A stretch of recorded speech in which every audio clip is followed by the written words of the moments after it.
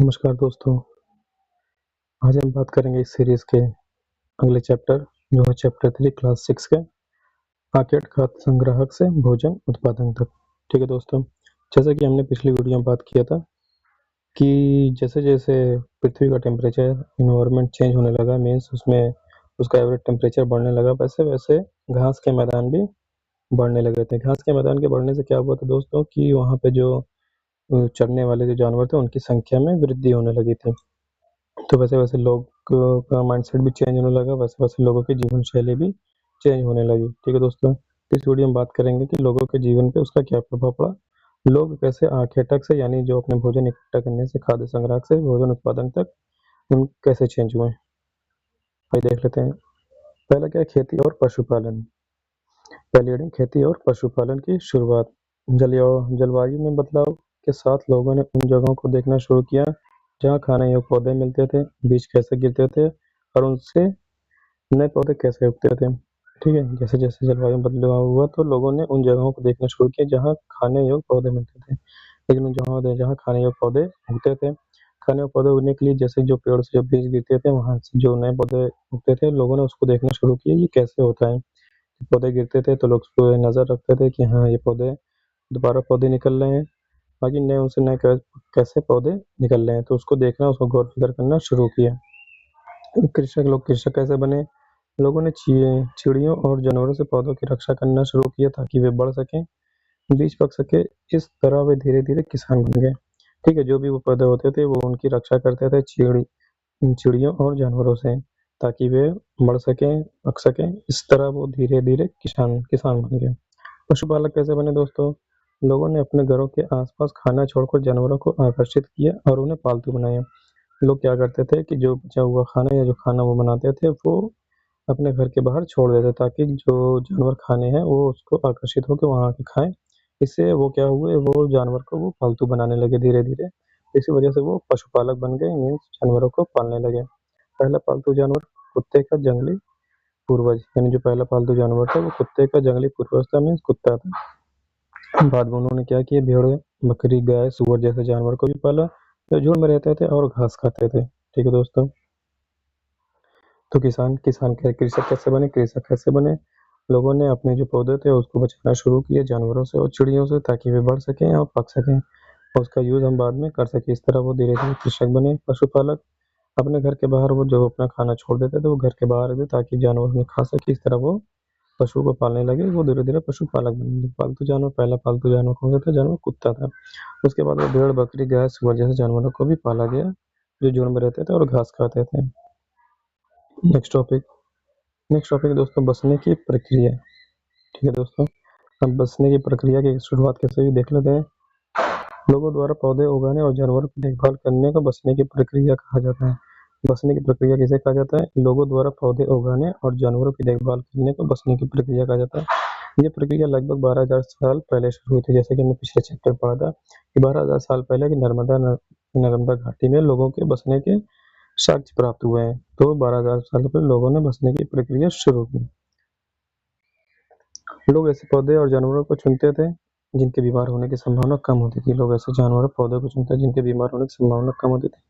इनसे बड़े दाने वाला अनाज मिलता था और जो जानवर स्वभाव से शांत रहते, यानी वो पौधे को चुनते थे जिससे बड़े दाने मिलते थे और उस जानवर को चुनते थे जो शांत स्वभाव के थे। ठीक है, यानी पौधे ऐसे चुनते थे जो बड़े दाने वाले थे और जानवर ऐसे चुनते थे जो इनका स्वभाव शांत था। ठीक है दोस्तों, नेक्स्ट क्या देख लेते हैं। पालतू जानवर और पौधे। जंगली जानवर पौधों से अलग होते हैं, बिल्कुल सही बात है। पालतू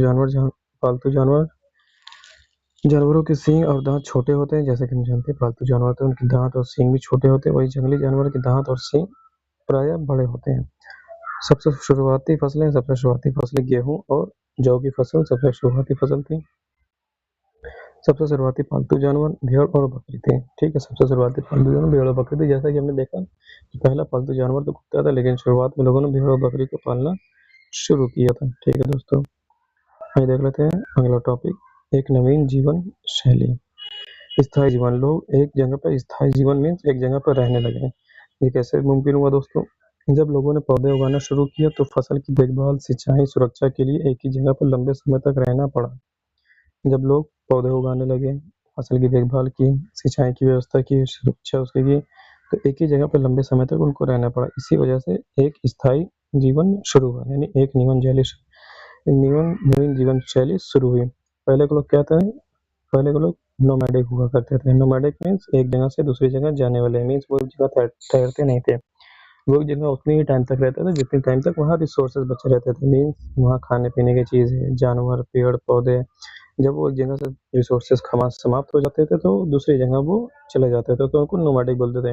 लेकिन बसने की प्रक्रिया की शुरुआत कैसे हुई कि लोग जब पौधे उगाए, पौधे को उगाने के लिए उनको सिंचाई की व्यवस्था, उसकी सुरक्षा के लिए, इन सब की देखभाल के लिए वो उनको एक जगह रहना पड़ा। इसी वजह से बसने की प्रक्रिया शुरू हुई। अनाज के उपयोग लोग कैसे करते थे? बीज के रूप में, भोजन के रूप में, उपहार के रूप में और भोजन के भंडार के रूप में। इस तरह वो अनाज का उपयोग करते थे। भंडारण क्या है दोस्तों? लोगों ने अनाज रखने के लिए मिट्टी के बड़े बर्तन बनाए, टोकरियां बुनी और जमीन में गड्ढे खोदे। लोग पहले के ज़माने में लोग स्टोर कैसे कर लेते? पहले वो गड्ढे खोदते थे, गड्ढे, और जो भी अपने अनाज होते थे जिनको स्टोर करना है वो मिट्टी के बर्तन में डाल के वो उस गड्ढे में रख देते, जिससे उसका टेम्परेचर कम हो जाता था। इसी वजह से वो दिन दिन ब दिन उसको रखा जा सकता था, यानी ज़्यादा दिन तक उसको रखा जा सकता था। इसी वजह से लोग भंडारण करते थे। जानवर प्राकृतिक रूप से बच्चे पैदा करते हैं। दूध मांस का अच्छा स्रोत है, इसलिए पाले गए जानवर एक तरह से चलते फिरते भंडार, भोजन के चलते फिरते भंडार होते हैं। जानवर से हमें क्या क्या मिलता है दोस्तों? हमें बहुत चीज़ें मिल जाती हैं उनसे। हमें दूध मिलता है, मांस मिलता है, जो जो बच्चे होते हैं वो हमें खेती के लिए उनका यूज़ हो जाता है। इस वजह से जानवर एक क्या है, चलते फिरते भंडार के रूप में काम आते हैं।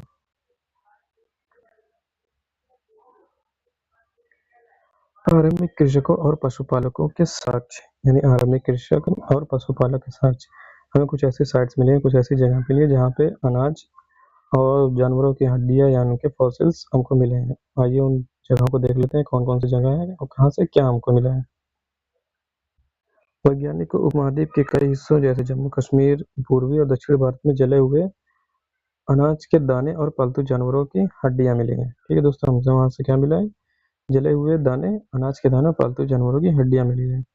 अनाज हड्डियाँ प्रमुख पुरास्थल, यानी साइट्स, यानी कहाँ से क्या चीज़ मिला है। पुरास्थल का नाम प्राप्त साइट्स, यानी हड्डी, अनाज और हड्डी है। पुरास्थल पहला क्या है? मेहरगढ़। मेहरगढ़ प्राय कहाँ पे? प्रेजेंट पाकिस्तान में है। वहाँ से हमको क्या चीज़ें मिली हैं? वहाँ से हमको गेहूँ, जौ, इसके अनाज मिले हैं। भेड़, बकरी, मवेशी के हमको हड्डियाँ प्राप्त हुई हैं। कोलडीवा उत्तर प्रदेश में, वहाँ से हमको क्या मिला? चावल, जानवरों की हड्डियों के टुकड़े हमको प्राप्त हुए हैं। मेहगढ़ा भी उत्तर प्रदेश में दोस्तों, वो वहाँ से हमको चावल, मवेशी, मिट्टी पर खुर के निशान हमको मिले हैं। गुप्त कराल क्या है दोस्तों? गेहूँ और दलहन। बुरजोम से क्या मिले? गेहूँ, दलहन, कुत्ता, मवेशी, भेड़, बकरी और भैंस के साक्ष्य हमको मिले हैं। चिरान से क्या मिला दोस्तों? गेहूँ, हरे चने, जौ, भैंस और बैल हमको मिले हैं। हल्लूर जो आंध्र प्रदेश में है, वहाँ से ज्वार, बाजरा, मवेशी, भेड़, बकरी और सूअर प्राप्त हुए हैं। पय्यमपल्ली भी आंध्र प्रदेश में, यहाँ से हमको क्या मिला? काला चना, ज्वार, बाजरा, मवेशी और भेड़, सूअर, यहाँ से इसके साक्ष्य हमको प्राप्त हुए हैं। तो दोस्तों ये बहुत इंपॉर्टेंट है, इसको आप लोग याद रखिएगा। ठीक है दोस्तों।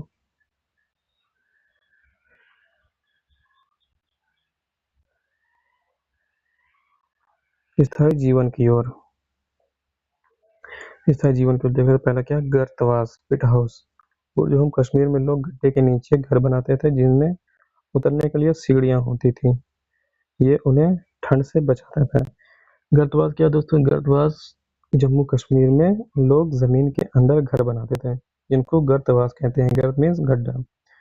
इनसे फायदा क्या था? फायदा ये था दोस्तों कि जो भी ठंड के मौसम में जब ठंड बढ़ जाती थी तो जो ठंडी हवाएं हैं वो गड्ढे के ऊपर से बहने लगती थी। इस वजह से जो अंदर रहते थे, गड्ढे में रहते थे, उनको थोड़ी वहाँ गर्मी महसूस होती थी।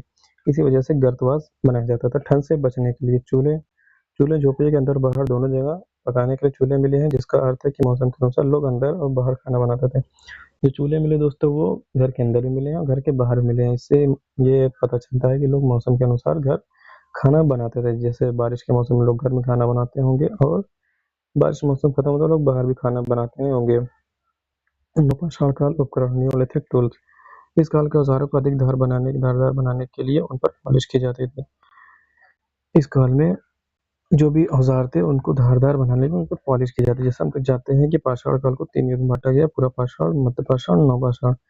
तो पूरा पाषाण के काल में जो भी औजार होते थे वो बड़े होते थे, वो बड़े होते थे।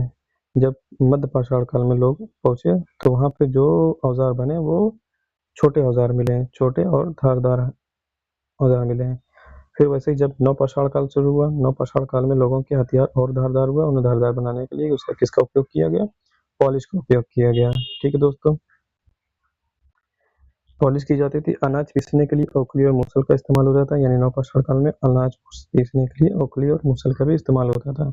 साथ ही पूरा पाषाण काल के पत्थर और हड्डियों के औजार मिले हैं। साथ ही साथ उनको क्या मिले हैं? पूरा पाषाण काल के पत्थर और हड्डियों के औजार भी इस्तेमाल होते रहे हैं, यानी नवपाषाण काल में पूरा पाषाण काल के औजार और उपकरण इस्तेमाल होते रहे हैं। बर्तन और कपड़े, सजावटी मिट्टी के बर्तन मिले जिनमें चावल, गेहूं, दालें पकाई जाती थी। कपास जैसे पौधे उगाकर लोग कपड़े भी बुनने लगे थे, यानी उस काल में लोग कपास उगाकर कपड़े भी बुनने लगे थे। उनके पास ऐसी टेक्नोलॉजी, यानी उनके पास एक बयान आ गया था कि हम कपास उगाकर कपड़े भी बुन सकते हैं।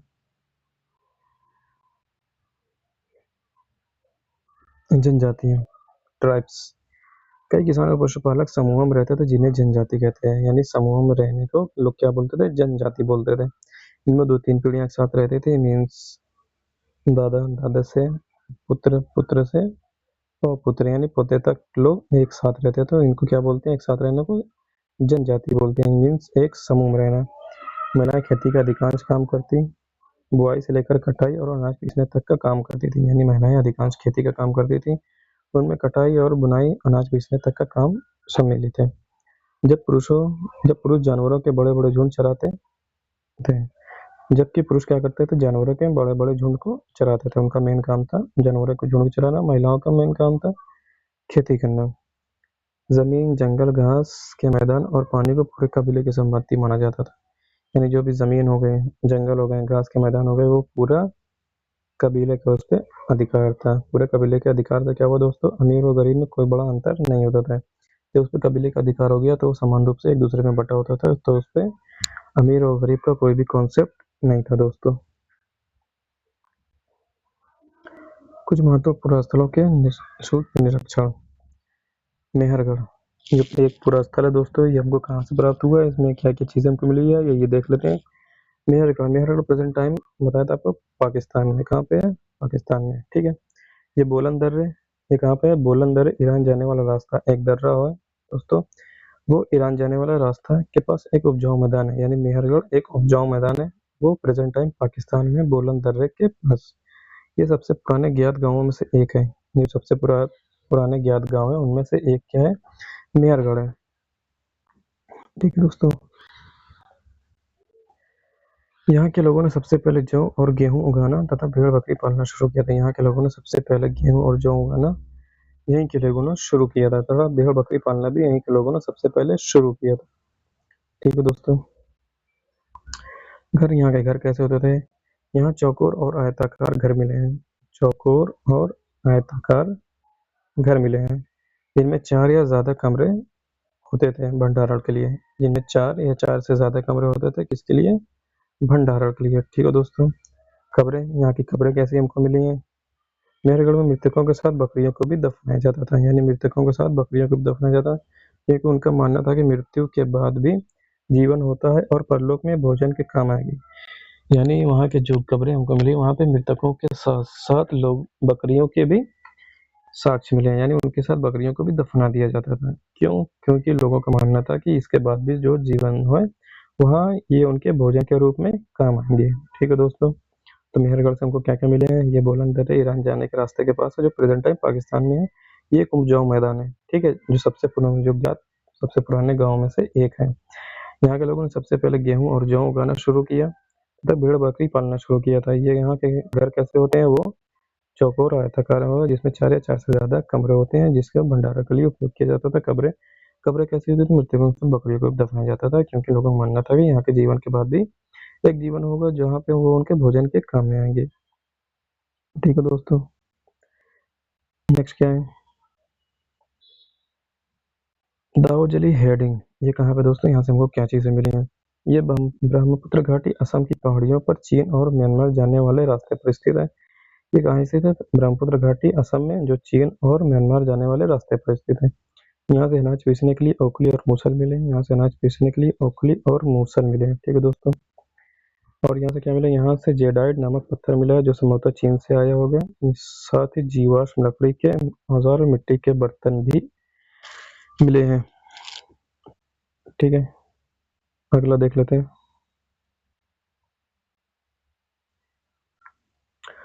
तुर्की में स्थित चालात ह्यूक कैटल ह्यूक एक प्रसिद्ध नवपाषाण काल स्थल है। यहाँ दूर दराज से चीजें लाई जाती थी, जैसे सीरिया से चकमक पत्थर, लाल सागर से कौड़ियाँ और भूमध्य सागर से सीपियाँ। उस समय पहिए वाले वाहन नहीं थे, इसलिए सामान जानवरों की पीठ पर यह लोगों द्वारा ढोया जाता था। एक प्रस्थल है, नवपाषाण काल प्रस्थल है, जिसका नाम है कैटल ह्यूक। कैटल ह्यूक ये कहाँ है? ये तुर्की में स्थित है। ठीक है दोस्तों। यहाँ दूर दराज से चीजें लाई जाती थी, जैसे सीरिया से चकमक पत्थर यानी चमकदार पत्थर, लाल सागर से कौड़ियाँ, भूमध्य सागर से सीपियाँ। ठीक है दोस्तों। इनको लाया कैसे जाता था? उस समय पहिए वाले वाहन नहीं थे, इसलिए सामान जानवरों की पीठ पर ढोकर लाया जाता था, या तो लोगों द्वारा ढोकर लाया जाता था। ठीक है दोस्तों। तो ये थी आज की वीडियो दोस्तों। अगर ये वीडियो आपको इन्फॉर्मेटिव लगी है, अच्छी लगी है, तो प्लीज़ वीडियो को सपोर्ट करें और आगे वाली वीडियो के लिए कमेंट करें, लाइक करें। शुक्रिया दोस्तों।